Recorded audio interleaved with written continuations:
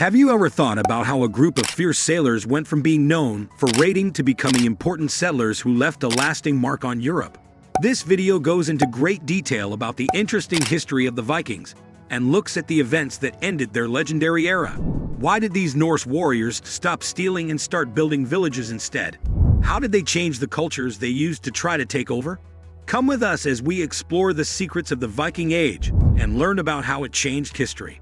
From the end of the 8th century to the beginning of the 11th century, the Viking Age was marked by Norse trade, warfare, and travel. The Vikings left a lasting mark on history with their skill at sea and their raids on coastal towns all over Europe. But by the end of the 11th century, the Viking Age was over. It went from being a time of raiding and exploring to a time of settling down and becoming part of European society. The Vikings' rise to power. It's important to know how the Vikings became the most powerful group in Europe before getting into the end of the Viking Age. Most people agree that the Viking Age began in 793 AD, when they attacked the English church of Lindisfarne. The Vikings were seen as fierce fighters after this event, instead of just traders. Important factors for Viking growth. Geography and maritime technology. The Vikings came from Norway, Sweden, and Denmark in Scandinavia. The harsh landscapes there encouraged a culture of travel. Their longships, which were built to be fast and maneuverable, helped them get around on rivers and the sea, which made raids and trade easier. Political fragmentation in Europe. During the Viking Age, Europe had unstable governments and broken up countries. Coastal areas were easy targets for Viking raids because the masters there were not working together to protect their areas. Lack of resources. The Vikings had to look for new resources and places because they couldn't farm in Scandinavia. The desire to get rich through trade and stealing led many Norsemen to travel southward. The change from distress to settlement. As the Viking Age went on, the types of trips they took started to change. Instead of just raiding, many Vikings moved into the lands they had attacked, which led to important cultural trades and the formation of new societies. Important settlements. Danish law applies to the Danelaw, which was set up by Viking residents in England. In this area, Viking culture mixed with Anglo-Saxon society, which changed the language, the law, and the way people lived. Normandy. The Normans, who were Vikings, lived in what is now northern France. This small village grew into a strong duchy that would later be very important in European history, especially after William the Conqueror invaded England in 1066. Iceland and Greenland. Norse explorers like Eric the Red set up colonies in Greenland, and Iceland became a major cultural center for the Vikings, where they created their own unique law and literary traditions. Why the settlement was made. Growth in the Viking population. As the number of Vikings rose, the need for land grew. Moving to new areas opened up chances for farming and getting supplies. Integration and assimilation.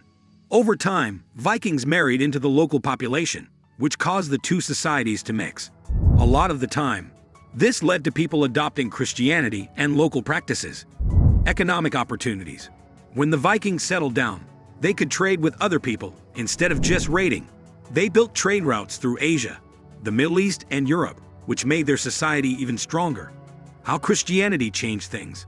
The Norse people's general conversion to Christianity was one of the most important events that led to the end of the Viking Age. When Vikings became Christians, it had a huge effect on their social structure. The process of conversion. Missionary work.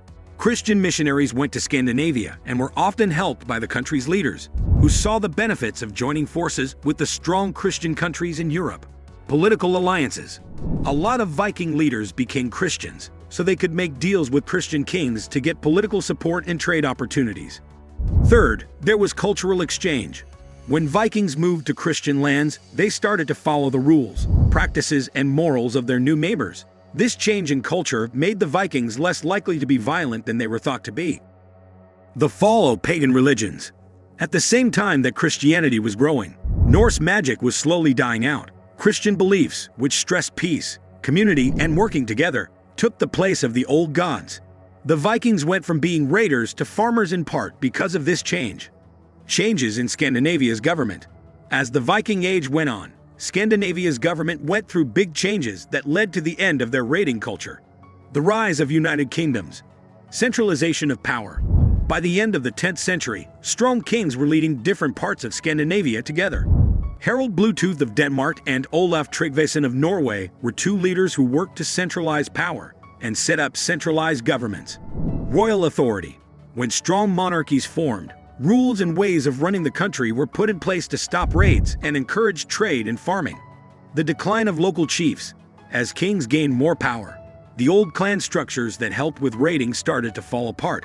As centralized power grew, local leaders lost the ability to lead raids on their own. The effects of outside powers. There were also changes in Europe that led to the end of the Viking Age. The European countries got stronger as they became more organized and armed, which made them better able to defend themselves against Viking raids. The Carolingian Empire and later the French and English countries built walls and planned their armies' moves to fight off Viking attacks. Shift in trade routes. As the Vikings' trade networks grew, they faced competition from trading forces that were already in place.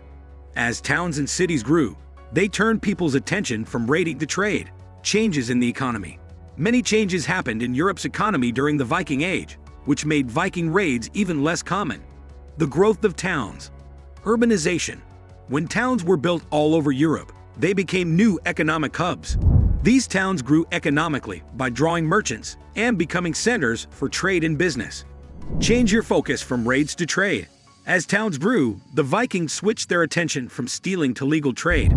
They started to set up trade networks so that they could swap goods instead of stealing them. What the feudal system meant for society. When the royal system grew in Europe, it changed how power and resources were shared. As ownership of land became more important, raiding as a way to get resources became less common. Instead, people turned to farming and trade within the systems of feudalism that were already in place. Changes in the military. There were also big changes in the military methods used during the Viking Age that led to the end of Viking raids. More defenses were built. Building castles. As European kingdoms became aware of the Vikings' danger, they started to build castles and other defenses. These buildings protected people and were used as bases for military actions against groups that were raiding. Defense strategies. As Europe's armies became more organized, it became easier to stop Viking raids. Hit-and-run tactics were less useful for Vikings after standing forces were put in place. Progress in technology. Improved warfare techniques. When new weapons and strategies were brought to Europe, they changed the balance of power. Armies got better tools to protect themselves against Viking attacks. Naval technology. Improvements in naval technology also played a part. The Vikings' advantage on the water was lessened as European countries built stronger ships that could protect against their longships. The Viking Age was over. At the start of the 11th century, all of these things came together to end the Viking Age. The change from raiders to farmers was a big one in culture, and the Vikings, who were once feared, started to blend in with the groups they had attacked in the past. Important events that marked the end. The Fight of Stamford Bridge, 1066. This important fight ended the Vikings' plans to take over England. King Harold Godwinson beat King Harald Hardrada of Norway, which meant that the Vikings were losing power in England. The Norman Conquest, 1066. The Normans took over England, which changed the political situation even more. The Normans, who were descended from Viking invaders, brought with them new feudal systems and ways of running the government that made Viking culture fit in well with European society. The end of Norse raids. Norse raids had slowed down a lot by the late 11th century. Settlement and trade became more important, which marked the end of the Viking Age as a time of war and discovery. What the Vikings left behind. The Viking Age may be over, but its effects on modern culture and society are still felt today. The Norse changed the language, the law, the arts, and the buildings in the places they invaded and lived. The role of culture. Language. Many current languages, especially those spoken in the British Isles, have words that come from Norse, because Vikings lived and worked with local people for a long time. Literature and mythology. Norse mythology and sagas continue to fascinate people today, giving writers, filmmakers, and people in general ideas for works of literature and popular culture. Genetic heritage. Studies of genes have shown that many people who live in places where Vikings used to live have Norse heritage. This shows how their migrations had a lasting effect on the area. The end of the Viking Age wasn't a quick event. Instead, it happened over time and was influenced by many things. As centralized kingdoms grew and Christianity spread, trade and war strategies changed, and so did Europe's landscape. This made it possible for the Vikings to become part of European society. Even though the raiding age is over, the Vikings' legacy lives on, reminding us of a time when these brave sailors changed the course of history. As we think about their trip, we see how culture, power, and identity worked together in a way that made the Vikings and the world we live in today unique. If you found this exploration of the Vikings captivating, don't forget to subscribe and hit the notification bell. Join us for more deep dives into history and uncover the stories that shaped our world.